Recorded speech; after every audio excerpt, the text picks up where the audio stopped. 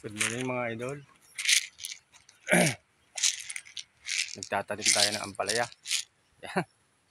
Tumigil na yung ulan mga idol. Tatanim naman tayo ng ampalaya. Hahabol tayo sa panahon. Yan. Yan mga idol.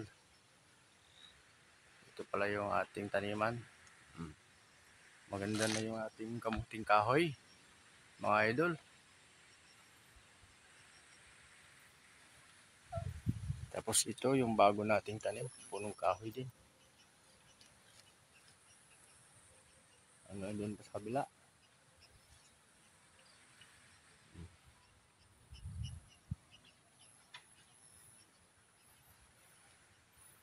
At